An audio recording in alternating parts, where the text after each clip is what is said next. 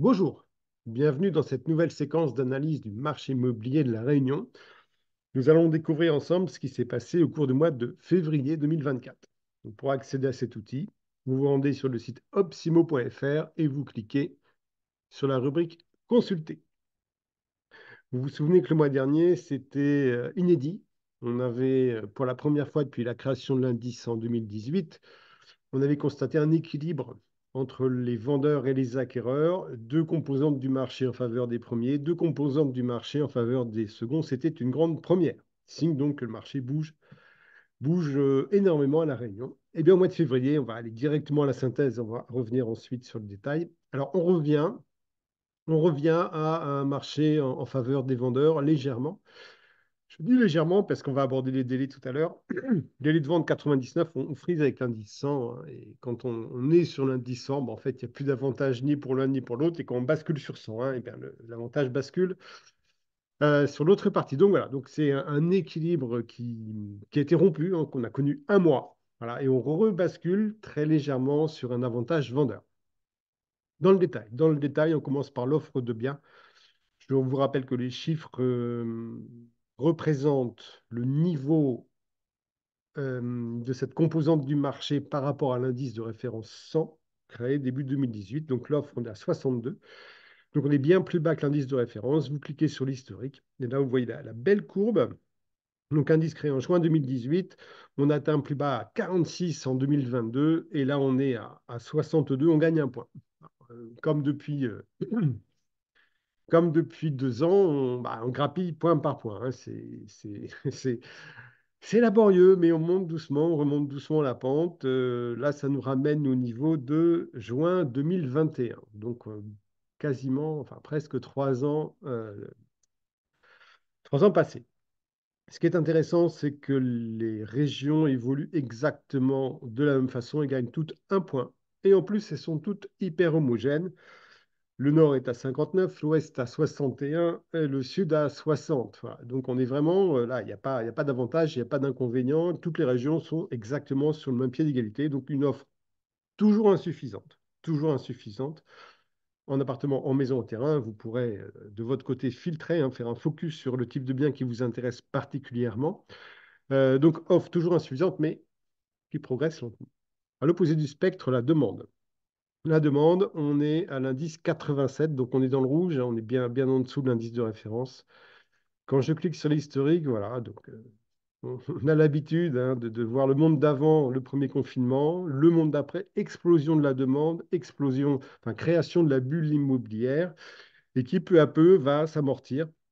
Donc là, on voit bien l'effet de saisonnalité des fins d'année, hein. Donc je vous rappelle que la fin d'année 2023 a été extrêmement remarquable au sens propre du terme, à savoir qu'on a atteint un plus bas historique absolu de la demande à l'indice 63. On n'avait jamais atteint un chiffre aussi bas. En janvier, on a remonté à 88, mais c'est une remontée saisonnière. Et février, et bien pareil, on est à 87, donc on est vraiment sur une constante. Donc, c'est mieux qu'en décembre, mais ça, clairement, ça pouvait difficilement être pire.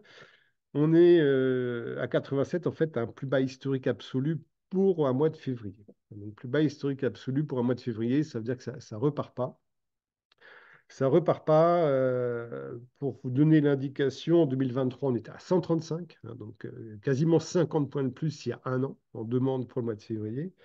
En 2022, on était à 138, donc un peu plus de 50 points d'écart. Et en 2021, au cœur de la bulle, on était à 211. Voilà, donc 211, c'est trop.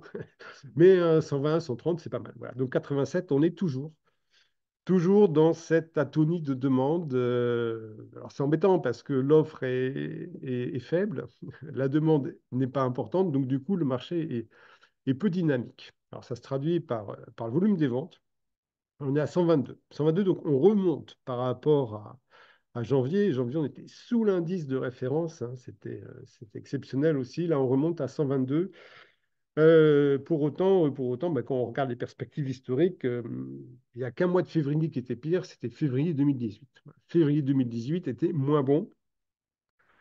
On était à, on va le trouver ici, 106.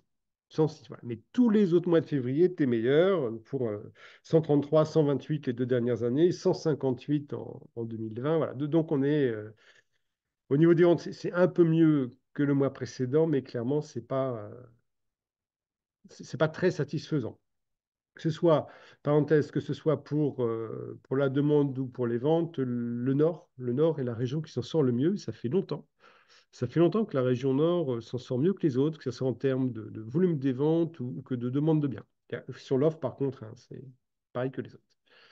Donc voilà, sur le volume des ventes et sur les délais, ben, on est à 99. Là, on a une remontée importante des délais. Je vous rappelle que c'est le délai entre le mandat de vente confié à l'une des 118 agences agréées par l'Observatoire à Réunion, hein, 118 professionnels agréés.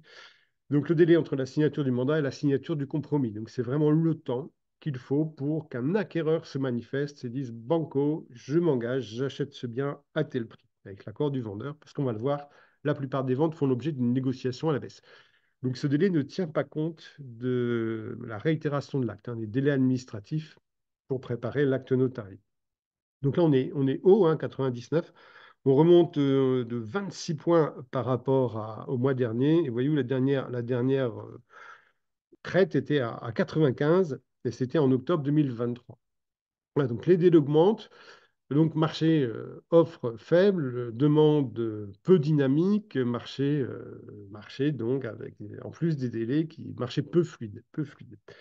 J'ai regardé de façon très précise la valeur concrète de ce délai depuis le début de l'année, donc depuis le 1er janvier.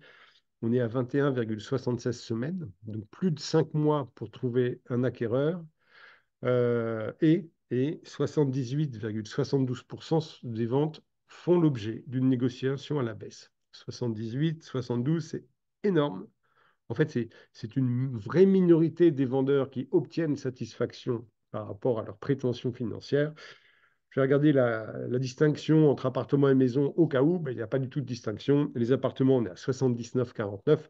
Les maisons, on est pile poil à 80%. Donc, si vous avez un projet de vente, que ce soit un appartement, une maison ou un terrain, ne commettez pas l'erreur de 8 vendeurs sur 10 à La Réunion, cette erreur qui consiste à surestimer la valeur de votre bien. C'est humain. C'est humain parce que les données du marché ne sont pas transparentes.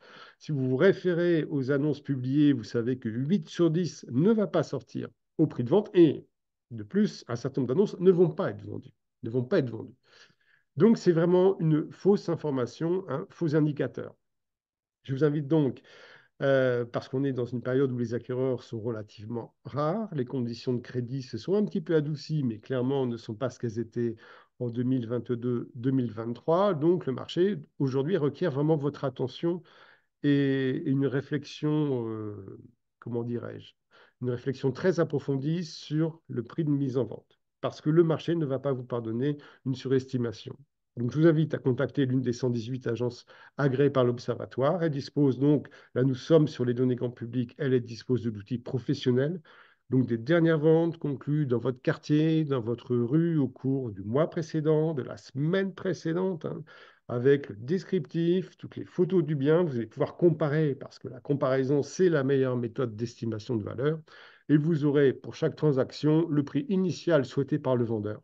Même si la mise en vente remonte à plusieurs mois, voire une année, voire 2 ans auparavant, le prix final obtenu et le délai qu'il a fallu pour conclure la transaction. Ces informations vous permettront de fixer votre prix en connaissance de cause et de vous faire aider par votre partenaire immobilier pour parvenir à mener votre projet dans les meilleures conditions. Voilà. On regarde ce qui se passe au mois de mars. On se retrouve dans un mois.